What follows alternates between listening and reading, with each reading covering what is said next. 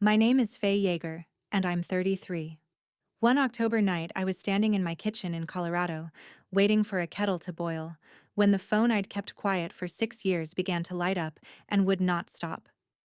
For 6 years, my family never called me. Not on my birthday, not once. Then, in a single hour, my sister and my mother and people I hadn't spoken to since I was 27 called me 89 times. They didn't call when I was drowning. They called when I could swim. But the calls weren't the strange part. The strange part was what my sister found the hour before they started, and what I did after. Welcome back to Hidden Family Revenge. This is where we tell the quiet stories, the ones about people who walked away, drew a line, and got tested years later. If a story ever kept you up thinking about your own family, you're in the right place. Drop a comment, and be sure to subscribe. Because to know why one search on Google made my whole family go silent, you have to know what I'd become while they weren't looking. Here is what I was doing that October, before any phone rang. I was sitting on the edge of a stranger's bed at 2 in the afternoon, holding a dying man's hand so he wouldn't be alone when his breathing changed. I'm a hospice nurse. I work the hard hours, the last ones, the ones most people never see. That afternoon, his daughter stood in the doorway, terrified, and I showed her how to wet his lips with a small sponge so she'd have something to do with her hands. That's most of the job, honestly. Giving people something to do with their hands. Behind me, in the corner, stood Jenna, 24, my student that season. She watched me the way I once wished someone would watch me, like I knew something worth learning. I did know something. I knew how to make a bad ending gentler. A month before that October, the state had given me an award for a program I built. Home hospice for the rural counties where people used to die 2 hours from the nearest nurse. There was a photo of me in a newspaper. A little recognition, late in coming. At home, there was Adam, and a quiet apartment, and a life I had built board by board with my own 2 hands. I had made myself, in 6 years, into the person families lean on when the worst thing is happening. I was good at it. I let strangers lean their whole weight on me, and I never once buckled. I just never let it be my own family again. That was the one rule I thought I'd earned the right to keep. That October, someone was about to test it. 6 years is a long time to hear nothing. When you go no contact, people imagine a fight, a slammed door, a scene. Mine wasn't like that. Mine was silence, and silence is worse, because it has no edges you can push against. I sent no cards. They sent none back. My birthday came and went, 6 times, and my phone stayed dark. I told myself I didn't check it. I checked it. The one that still catches in my throat is different, though. 2 years ago, I lost a pregnancy. My first. I was 10 weeks along, and then I wasn't. And I was standing in a hospital bathroom that wasn't even mine to be a patient in, and I did a stupid, soft thing. I texted my mother. One line. Just that I'd lost the baby and I didn't know why I was telling her. She read it. The little word under the message told me she read it. She never wrote back. Not that day, not that month, not ever. That's when I finally understood the silence wasn't an accident. It was the message. It said, "You left, so you don't get to be one of us when it hurts." After that, I stopped hoping. I want you to hear that clearly, because it matters for what comes later. By that October, I was not a woman waiting by the phone for her family to love her. I was done. I had grieved them like you grieve the living, which is the loneliest grief there is. And that is exactly the state I was in when the screen lit up. So you can imagine how little I wanted to answer. To understand why I left, you'd have to sit at our kitchen table when I was a kid. My father, Wade, was an electrician, hands like tool leather, a man who believed feelings were a luxury for people who hadn't worked a real day. My mother, Marlene, kept the peace by keeping score. And me, I was the one who could handle things. That was my label. Not the pretty one, not the smart one, the one who could handle it. I paid the light bill at 16 with money from bagging groceries, because the disconnection notice came and nobody else would look at it. At 19, I drove my father to a clinic to dry out and sat in the parking lot for 6 hours because he didn't want to go in alone, but didn't want me inside either. When the transmission died, I found the money. When Grandma fell, I made the calls. My sister Colleen, 3 years older, got to just be a person in that house. She was allowed to be tired, to be moody, to need things. I was the one things were needed from. And here's the part that took me years of therapy to say out loud without flinching. I liked it. I was proud of being the one who could handle it, because being useful was the only currency that ever bought me a kind word in that house. Love came with a job description, and the job was mine. Nobody ever sat me down and said it. They didn't have to. I learned it the way you learn a language, before you even know it's a language. Which is why, when I finally couldn't do the job anymore, it felt less like leaving a family and more like quitting a position no one would let me resign from. The thing that finally broke it was a loan. 6 years ago, my father lost his union job when the shop closed, and the family plan, arrived at without me in the room, was that I would co-sign a large loan against the house and defer my nursing program a year to move home and manage things. Manage. Always that word. I was 27. I had clawed my way into that program off 2 jobs and a scholarship, and it was the first thing in my life that was only mine. I said no. I said it quietly, in that same kitchen, and I remember the exact temperature of the silence that followed. My mother cried. My father didn't look at me, and Colleen said the thing that told me everything. After everything this family did for you. As if I'd been a charity case, and not the one holding the roof up since 16. Within a week, the story had set like concrete. Faye is selfish. Faye thinks she's better than us. Faye abandoned her dying someday parents to go play nurse. I didn't fight the story. That's the part people don't understand. I could have argued, sent long messages, tried to make them see me. I'd tried that my whole life. Instead, I did the one thing that had never been allowed. I left, and I did it without drama, and I stayed gone. No door slammed. I just stopped answering, moved 1,000 miles away, and let the silence they'd taught me work in both directions for once. That quiet was what made them furious, more than any shouting could have. Because a screaming daughter is still yours. A calm one who simply walks out has decided you're not worth the fight. I decided that at 27. It took me until this October to find out if I still believed it. So, back to the kitchen, the kettle, that October night. The first thing that came was not a call. It was a text. From a number I had blocked years ago and, in some weak-hearted week, unblocked and never blocked again. Colleen. My sister. I knew the number the way you know an old scar. There was no hi. No. It's been a while. No. How are you? There was a link. Just a link. Blue and cold. Sitting there under her name like a summons. I didn't open it. I want credit for that, at least. I looked at that link for a while before I touched it. And while I was looking, something odd happened. I still had one foot in the old world. I'd never left the family group chat. I'd muted it and hidden it years ago, but I was still in it, a ghost in the corner. That night, out of some instinct, I opened it. It was going off. Dozens of messages stacked up in the last 20 minutes. My mother and my aunts and Colleen, typing over each other, the little dots blinking. I couldn't see what they were saying. They'd started a new thread I wasn't on, but I could see the old one, alive, churning. And then, as I watched, it stopped. All at once, the dots vanished. The churn went still. A chat that had been boiling for 20 minutes went dead silent, mid-sentence, like a room where someone had just walked in and said something that made everyone shut their mouths.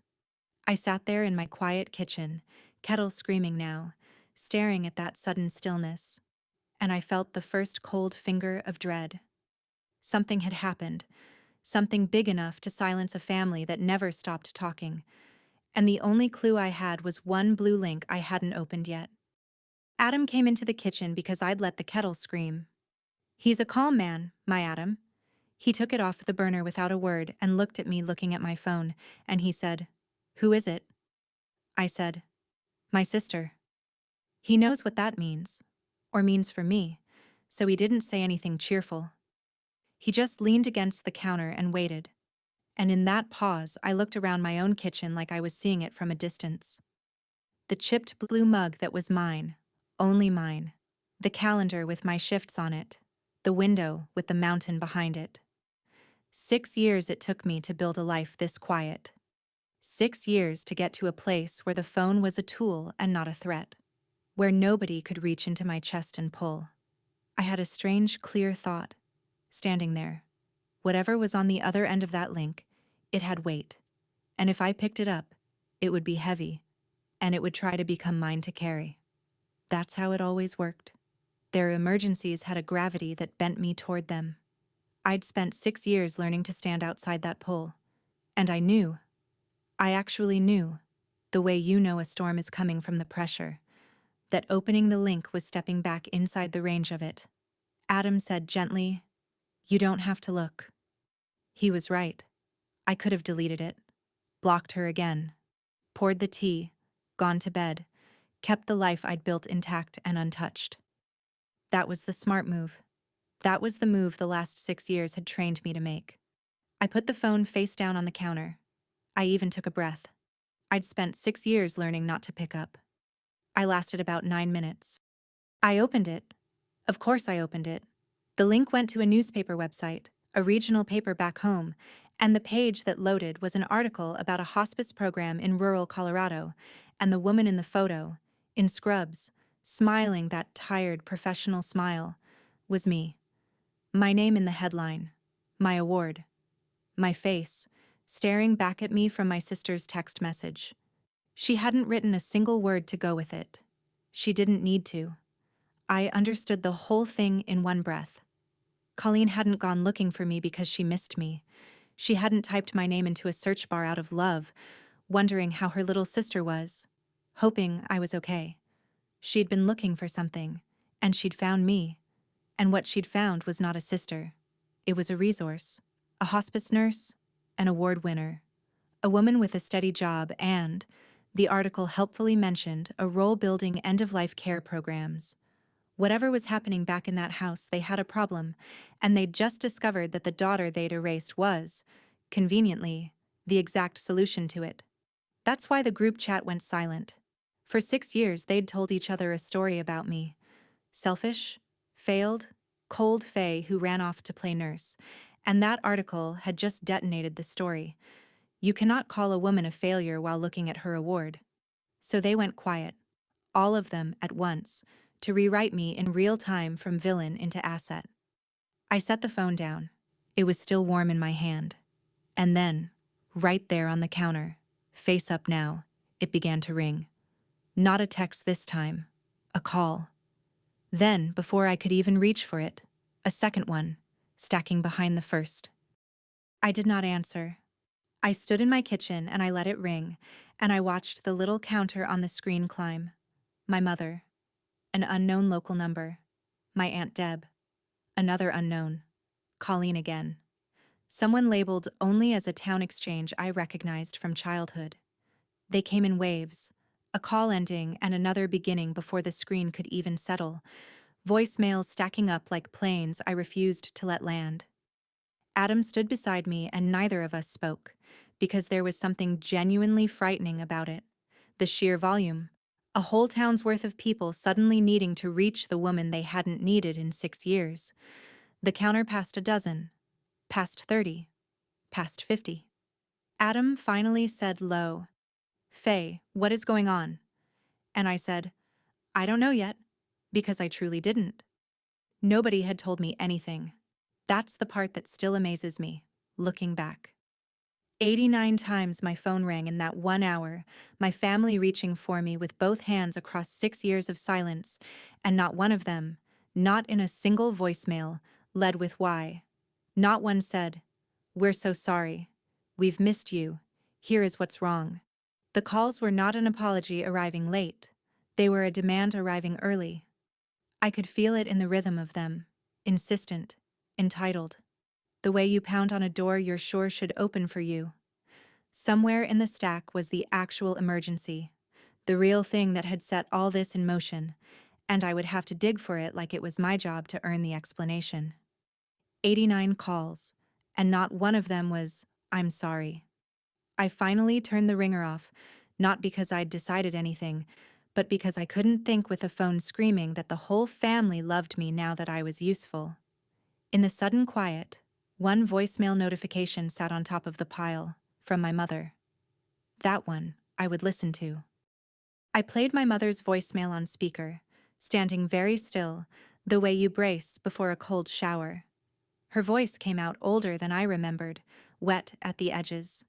She said my name twice, like a woman testing whether a bridge would hold. Then she got to it. My father had cancer. Pancreatic. They'd found it late, the way it's almost always found late. And there was no fixing it, only counting it. And the counting was already down to weeks. Maybe a few. That landed in me somewhere deep and old, and I had to put a hand on the counter. But it was the next part that told me exactly where I stood, 6 years and one diagnosis later. My mother did not say we want you home. She did not say your father is asking for you, or we were wrong, or please. What she said, in a voice sliding from grief into something more practical, was this. You're a hospice nurse now, honey. You know what to do. You need to come home and handle this. Handle it. There it was. The oldest word in my whole life, the one I'd driven 2 states and 6 years to escape, waiting for me in my mother's mouth like it had never left. They didn't want their daughter back. They'd found a nurse, a free one, who happened to share their last name, who happened to owe them. Or so the story went. My father was dying, which was real and terrible and true. And in the same breath, my family had looked at that dying and thought, Faye can manage this for us. I set the phone down. Adam was watching my face. What do they want? He asked. I said, they want me to work my father's death for free. And the awful thing was, some part of me already wanted to go. When the phone rang again and it was Colleen, I made my first mistake. I answered. I don't fully know why. Maybe because she was the one who'd found me, the one who'd fired the shot that started all this. Maybe because some 16-year-old still lived in me who wanted her big sister to say she was glad to hear my voice. She didn't. There was no hello. She came out swinging, the way she always had, like the best defense against her own guilt was to get to anger first. So, she said, you're alive. Nice of you to pick up. 6 years, Faye, and it takes Dad dying to get you on the phone? I didn't answer, which made her louder. Behind her voice I could hear things. A suction machine, that wet mechanical rasp I know from 100 bedsides, and the low drone of a hospital bed motor. She was in the room with it already. She'd been in the room with it for weeks. And into my silence she dropped the line I would carry the rest of my life, the sentence that was really the whole argument between us, the whole war between 2 ways of seeing a family. Family, she said, isn't something you get to quit. She meant it like a fact, like gravity. Like I'd broken a law of nature by leaving, and now nature was collecting.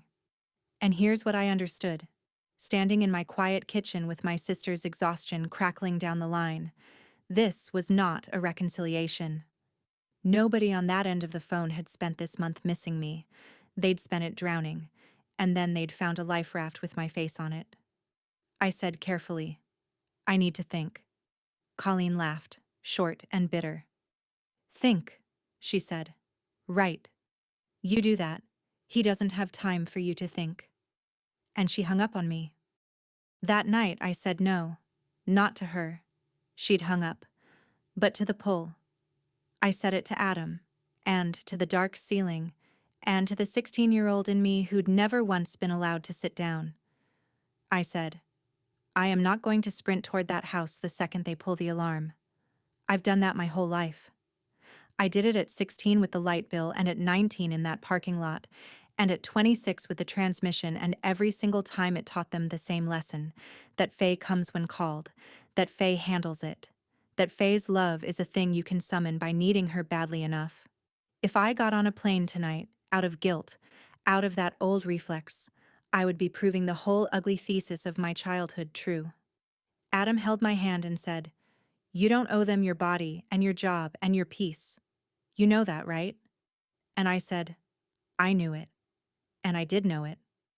But knowing a thing in your head and feeling it in the part of you that was trained since birth are two different countries, and I was standing with one foot in each.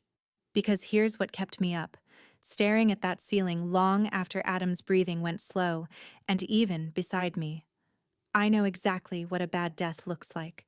I know what happens in a house where a man is dying and nobody knows how to read his pain. Nobody knows the difference between agitation and the medicine wearing off. Nobody knows to turn the lights down and lower their voices near the end. I could hang up on my sister. I found, that night, that I could not hang up on what I knew. If you've ever been the one everybody leaned on and nobody ever called just to ask how you were, pause for a second. Tell me in the comments. Were you the one who could handle it? In your family? Were you the fixer? I read every single reply. And if a story like this is the reason you're here tonight, subscribe, so the next one finds you when you need it. Now let me tell you what I knew that they didn't. Let me tell you what I knew that they didn't, because it's the hinge the whole thing turns on. I have sat with more than 100 deaths. It's not a thing I say to impress anyone. It's just true, it's my trade. And I know that dying, done badly, leaves wounds in the living that last for generations. I've seen the daughter who will spend the rest of her life hearing her father beg for a nurse who never adjusted his dose. I've seen the wife who watched her husband die frightened and loud because the room was frightened and loud. And I've seen the other kind, the quiet kind, where the medicine is right and the hands are steady and the last thing a person feels is a warm palm and a low voice. And I know which kind of memory a family gets to keep forever. Lying in the dark, I could see both versions of my father's death laid out in front of me like two roads. In one, I stayed away, kept my clean 6 years intact, and he died in that loud, frightened house with Colleen breaking herself against a job she didn't know how to do, and the whole family carried that ragged ending down through the years like a curse. In the other, I went. And I want to be honest, I hated how easily I could picture going, because I recognized the feeling underneath it. It wasn't love, exactly. Or it wasn't only love. It was the old thing, the reflex. Faye can handle it. Faye can't stand to watch a thing be done badly when she knows how to do it right. That was the wound talking, the one that couldn't tell the difference between being useful and being loved. And somewhere in the dark I realized the real danger wasn't the plane ticket. The real danger was going back as her, as the girl who couldn't say no. So I made a decision, and I made it with my eyes open, which is the only way it counts. I booked a flight. But listen to how I booked it, because this is the part I need you to hold on to for everything that comes after. I did not buy a one-way ticket. I did not buy the open-ended kind, the kind that says I'll stay as long as you need me, the kind the old Faye would have bought without even thinking. I bought a round trip, and I chose the return date on purpose, 19 days out, and I sat there and looked at it and did not let myself blur it into, "We'll see." I even printed the boarding pass, the physical paper kind, and I folded it and put it in the inside pocket of my coat, over my chest, where I could feel the edge of it. To anyone else, it was a piece of paper. To me, it was a sentence, written down where I couldn't argue with it. I am coming as a nurse, and nurses go home. I am not moving back. I am not dissolving into that house. There is a day already chosen when I leave, and it does not depend on how much they need me, or how loudly, or how sad it is. Adam watched me fold it into my coat, and he understood, because he's spent 6 years learning who I am. I said to him, and I meant it as a promise and a test both, if they try to make me cancel this flight, if they come at this ticket, that's how I'll know I was right to leave in the first place. He asked what I meant. I said, they don't want me. They want the nurse who'll never leave. This ticket is the one thing they can't stand, because it has an ending on it. Watch. They'll go for it. I had no idea how right I'd be. I flew back 2 days later, Colorado to Ohio, a couple hours in the air over a country that got flatter and grayer as I went, the mountains giving way to the fields I grew up hating for how far they let you see, and how little there was to see. Somewhere over Kansas, I put my hand on my coat, felt the edge of the boarding pass, and said the truest thing I knew to myself: quiet. So the man in the next seat couldn't hear. They didn't call when I was drowning. They called when I could swim.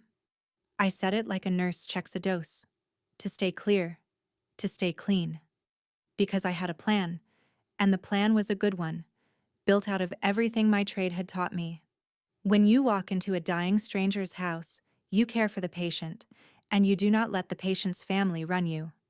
Grief makes people demanding and unfair and cruel, and a good hospice nurse learns to absorb that without taking it home, to stay kind and stay bounded at the same time. That was going to be my whole strategy. I was going to walk into my father's house and treat it like any other case. Wade was the patient. Marlene and Colleen were the patient's family. Difficult ones, sure, but I've handled difficult ones. I'd keep my professional distance the way I keep it every day of my working life, and in 19 days I'd fly home to the life I'd built, having done a hard, good thing for a dying man without losing an inch of myself. It's a good rule. It really is. It works beautifully on strangers. I was about to find out it does not hold on your own blood. Colleen picked me up at the airport, and the first thing she did was hug me. It was a long hug, a performance of a hug, the kind you give when you know people might be watching or when you're trying to convince yourself of something. Over her shoulder, I could see how much older she looked, how gray she'd gone at the temples at 36, how the exhaustion had carved itself into her. I almost softened right there. Then she let go, and we got in the car. And before we were even out of the parking garage, the briefing began. That's the only word for it. It wasn't, "How are you?" or "Thank you for coming." It was logistics, delivered fast, like she'd been saving it up. "Mom's a wreck. She can't do the nights anymore. The hospital bed's set up in the front room. There's a stack of bills you should look at. I put you in your old room. Figured that made sense since you'll be here a while." Since you'll be here a while? I noticed that. I noticed all of it. She had my 19 days rounded up to a while before I'd even set down my bag. She had a room assigned, a role assigned, a length of stay assumed. She wasn't picking up a sister at the airport. She was receiving a transfer, taking delivery of a resource that had finally arrived. I sat in the passenger seat of my sister's car, watching the town I grew up in slide by, unchanged, and I put my hand flat against my coat and felt the boarding pass under it, the edge of that folded paper with its date on it, and I thought, 19 days. Not a while, 19 days. And then I go home. I didn't say it out loud. Not yet. But I pressed my hand against the paper, and it held. The house was exactly the same, and that's its own kind of violence, how a place can stay identical while it wrecked you and then just wait for you, unchanged, like nothing happened. Same screen door with the same tired spring. Same smell, coffee and dust and something underneath it I never had a name for, that just means childhood and dread in the same breath. I stepped inside and the fourth stair creaked when Colleen went up with my bag, the exact same note it made when I was 9 and sneaking down for water. My mother came out of the kitchen and she was smaller than I remembered, and she took my face in both her hands and cried. And for 1 second, it was almost what a homecoming is supposed to be. For 1 second. Then, with my face still in her hands and the tears still wet, she said it. "Oh, Faye. Thank God. Can you move back? I can't do this anymore. I can't. I need you here. Not, I've missed you. Not, I'm sorry."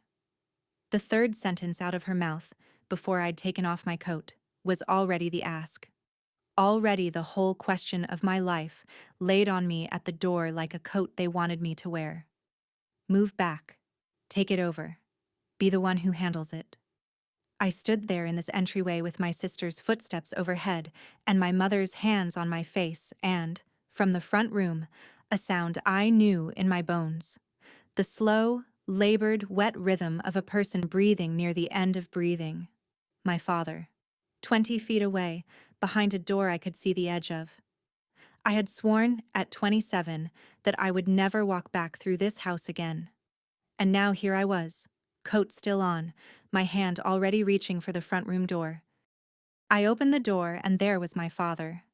Wade Yeager, who I had last seen standing in a kitchen refusing to look at me, a man built like the poles he used to climb, was gone. In his place, in a rented hospital bed shoved against the wall where the couch used to be, was a small yellow man drowning slowly in his own body. Pancreatic cancer does that. It takes the color first, then the flesh, then the strength, and leaves the eyes for last, so the person is still in there watching themselves disappear. His eyes moved to me. There was a long moment where neither of us said anything, and every good and terrible thing between us was in that room, and I let myself hope. I'm ashamed of it, but I let myself hope that the first thing my dying father said to his estranged daughter after 6 years would be something. Anything. My name, even. What he said in a voice like paper tearing was, "You came. Good. Your sister's been doing it wrong." That was it. That was the reunion. Even now, even here, at the very end, I was not a daughter who'd come home. I was a competent person who'd finally shown up to fix the incompetent work of the others. He didn't need me. He needed me to manage. The reflex in me flinched toward hurt. And then, before I could even decide to, my hands were already moving. Because that's the other thing my trade did to me. It lives below thought now. I crossed the room, and I took his wrist between my fingers. The way I've taken 100 wrists, to feel his pulse, and it was thready and too fast, and his skin was papery and cool. And the second my fingers closed on his wrist, I knew I had crossed a line I could not uncross. I had sworn never to touch this family again, and here I was, holding my father's dying pulse in my hand. There was no going back to the woman who'd walked in the door. So I went to work, because that I know how to do. Within an hour I'd read his chart, called his oncologist's office, and found the first problem. His pain medication was scheduled all wrong, big gaps where the dose wore off and left him climbing the walls, which is why Colleen had been fighting a thrashing, frightened man for a week and thinking that was just how dying looked. It isn't. I fixed the schedule. I showed Colleen how to turn him without hurting his back, how to swab his mouth, how to read his face for pain when he couldn't say it anymore. By that night, the front room was quieter than it had been in weeks. He slept. He actually slept, without moaning. And my mother stood in the doorway and watched him rest and cried again. And I let myself feel, for about 10 minutes, the clean, good feeling of having made a terrible thing a little less terrible. 10 minutes. Then it curdled, the way it always did in that house, into something that had teeth. Because the family's response to my competence was not gratitude. It was appetite. "See," my mother said to Colleen, not quietly, "I told you. Only Faye can do this." And then, turning to me in the same breath, no gap at all. "So you'll stay. Obviously you'll stay. We can't do this without you now." There it was. My skill wasn't a gift I was giving. It was evidence being entered against me. Look how good she is at it. Therefore she must do it. Therefore she must stay. The better I was, the tighter the trap. I understood, standing in that quieted room I'd just made bearable, that I had walked into a machine, and the machine ran on exactly one fuel, and the fuel was me being too good at handling things to be allowed to leave. It got clearer the next morning, and clearer isn't the same as better. My mother came to me while I was making coffee, in my own childhood kitchen, which felt like wearing someone else's skin, and she was holding a folder. Not photos, not old letters, a folder of paperwork. She set it down like it hurt her to, and she started to walk me through it. And it was a masterpiece of the way that family works. There were the medical bills, a frightening stack of them, past due. And there was a form, 1 page, tabbed with a little sticky arrow where I should sign, that would make me the responsible party for his care and, I saw as I read, financially responsible alongside it. "Colleen already quit her job to do this," my mother explained, in the patient voice you use with a child who's being difficult. "She had to, and now there's no income from her, and your father's disability is nothing, and we need someone with a good, steady job, honey. Someone reliable. Someone reliable. She meant me. She meant sign here and take on the debt and be the reliable one, forever, because that had always been my role and death was no reason to update the org chart. And then I saw it. And it's the detail I'll never forget. The one that told me exactly what I was to them. That newspaper article. The one about my award, my program, my face. Someone had printed it out and stuck it to the refrigerator. Not in pride. I knew this family. There was no pride in it. It was up there like a price tag. Like a resume pinned to the fridge to remind everyone what the asset was worth. They had not found their daughter. They had found a solvent, competent, guilt-adjacent woman with a steady paycheck and a nurse's license, and they had pinned her market value to the fridge with a magnet. My mother slid the pen across the counter toward me. "It's just a signature," she said. "Right about here is where people start messaging me. That's my mother, they write. That's my sister. That's the folder that showed up when Dad got sick." If that's you, if you know the exact weight of a folder slid across a kitchen counter, you are not cruel for what you're about to watch me do. Drop a single heart in the comments so I know you're still here with me. Because the hardest part of this whole story is still coming. I picked up the pen. Then I picked up the folder. And I did the thing that has saved my life more than once. I read it. Slowly. Line by line. The way I read a doctor's orders before I follow them. Because following orders you haven't read is how people get hurt. My mother watched me read, and I could feel her getting nervous. Because in that family, nobody read things. You just signed where the arrow pointed and trusted that handling it was somebody's job. I set the pen down without signing. And I said it calmly, in my nurse voice, the one I use to deliver news people don't want. "I'm going to take care of him," I said. "I'm going to give Dad the best death I know how to give, and I know how to give a good one. I'll do it for free, with my own 2 hands, for as long as he has. That's a gift, and I'm choosing to give it." My mother started to smile, relieved, thinking she'd won. And then I finished. "But I'm not signing this. I'm not taking on the debt. I'm not quitting my job. I'm not moving back. I will care for him. I will not be billed for him." The room went very still. My mother's face did a complicated thing, the relief falling off it, replaced by something colder, and I watched her recalculate in real time, watched the machine look at the tool that had just declined to be picked up all the way, and start, behind her wet eyes, to hunt for a new grip. I had refused the paperwork, but I'd been in that house before. I knew they wouldn't stop at paperwork. They'd just find something softer to squeeze. It was Colleen who found the softer thing, and she found it in my coat. I'd hung my coat on the hook by the door, the way you do in a house you grew up in, muscle memory older than the grudge. And that evening, I came down and Colleen was standing at the bottom of the stairs holding the boarding pass. My return flight. The folded paper with the date on it, unfolded now in her hand, and her face was doing the thing our fathers used to do, going flat and hard right before the storm. "What is this?" she said, though she knew exactly what it was. "You bought a ticket home?" I said evenly. "That is my home. I'm flying back on the 19th. And that's when the whole house came for the ticket, just like I'd told Adam they would. Colleen's voice went up. My mother came out of the kitchen. "He's your home," Colleen said, shaking the paper at me. "He's dying and you've got a plane ticket in your pocket like you can't wait to leave."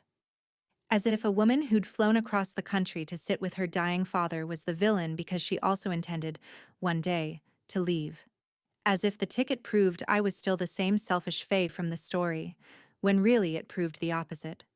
That I could love him all the way to the end and still not disappear into them. I crossed the room, and I took the boarding pass out of my sister's hand, gently, and I folded it back along its creases, and I put it back in my coat, over my chest. And I felt something settle in me, cold and clear and almost like peace, because they had done exactly what I'd predicted. They'd gone for the ticket. That's how I knew, all the way down, that I'd been right to leave. That night I found Colleen crying by the washing machine, not performing it this time. Really crying, the ugly kind, folded over on a laundry basket with her face in a towel so nobody would hear. I stood in the doorway of that dim little utility room, and for a moment I saw her, actually saw her, not as the enemy, but as my sister. And it broke something open in me. She looked up, and the words came out of her in a flood she couldn't stop. "You have no idea," she said. "You have no idea what these months have been. I quit my whole life. I change his I clean him. At 3 in the morning, I do everything. And nobody's ever going to write a newspaper article about me. Nobody gives me an award. I'm just here. I've been just here, drowning in it, while you got to run away and be a hero for total strangers." And God help me, she wasn't wrong. That was the thing that gutted me. She wasn't wrong. She'd stayed. And staying had eaten her alive, and the same machine that had tried to make me the reliable one had simply made her the reliable one instead, when I left. She was me, if I'd never gotten on that first plane 6 years ago. She was the ghost of the life I'd escaped, standing in the laundry room in a stained shirt. And I loved her, and I ached for her. And for one full minute we were almost sisters again in that awful little room. Then she wiped her face with the towel. And she looked up at me, and the softness closed over like water over a stone, and she said, in a voice gone hard again, "So you owe me. You owe me, Faye. Sign the papers." And just like that, she was the machine again too. On the 16th day, my father started to go. I knew the signs before anyone else in the house did because I've watched them arrive 100 times. The modeling in his feet. The breathing that changed its shape. The way he pulled inward. Sleeping more, surfacing less. The body beginning its last quiet work of shutting down. I also knew something else. The kind of thing my trade teaches you that families never see coming. That there was likely one more window left. One last stretch of lucidity, common near the end, a clearing before the fog closes for good.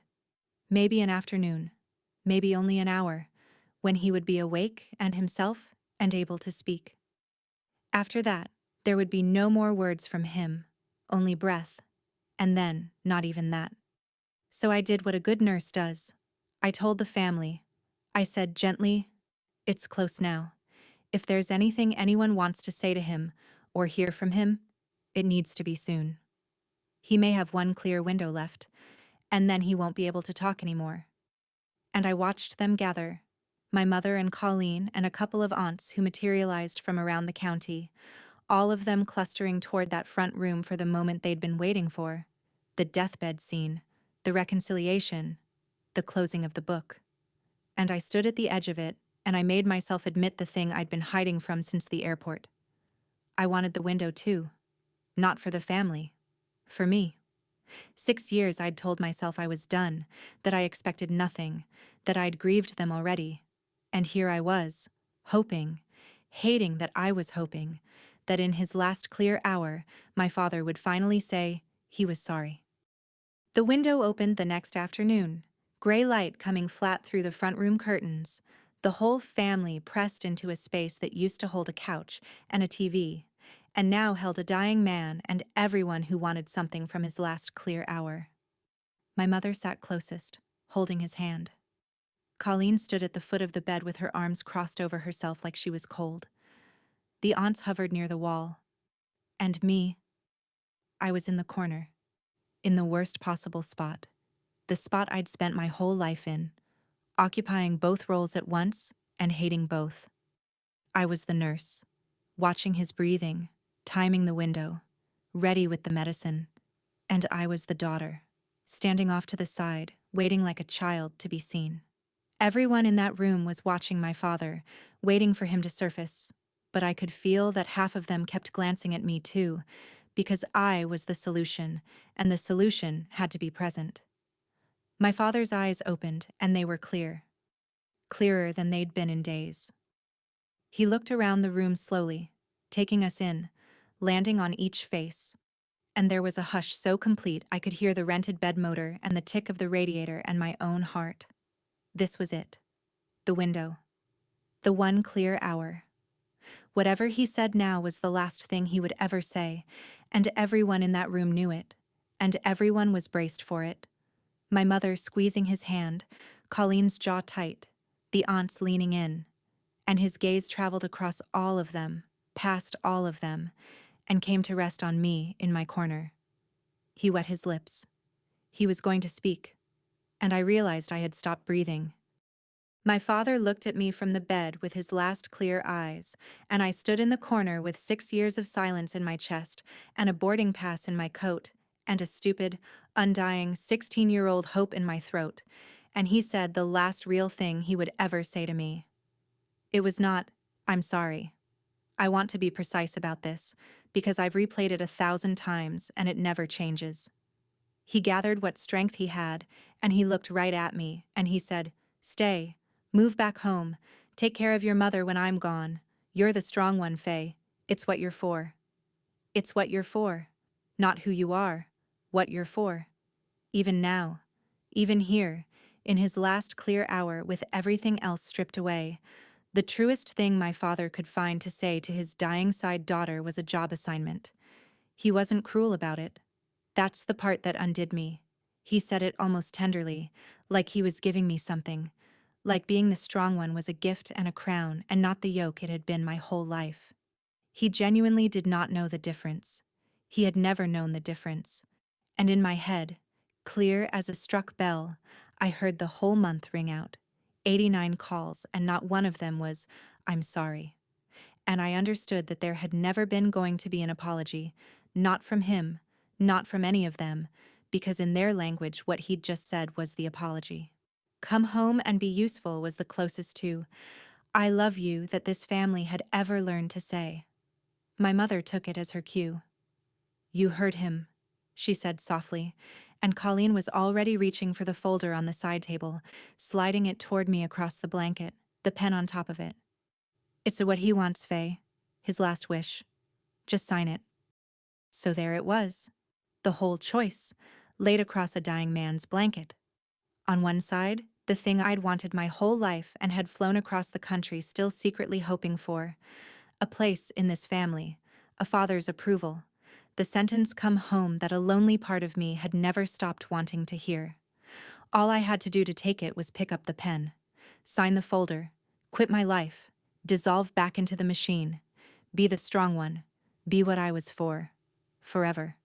And on the other side was everything I'd built, and everything I'd become, and the quiet, clear knowledge that if I signed, I would be proving, with my own hand, that the whole ugly thesis of my childhood was true.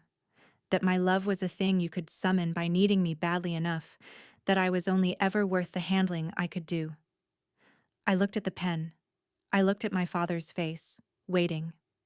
And I chose. I did not pick up the pen. I set my hand over my father's instead, warm over cold, and I said it quietly, to him and to the whole braced room, in the steadiest voice I own. "You're right," I said to Colleen, without looking away from him. "Family isn't something I get to quit. But love isn't something you get to bill me for." And then I did the only thing that was ever really mine to give. I did not argue. I did not sign. I did not run. I nursed him.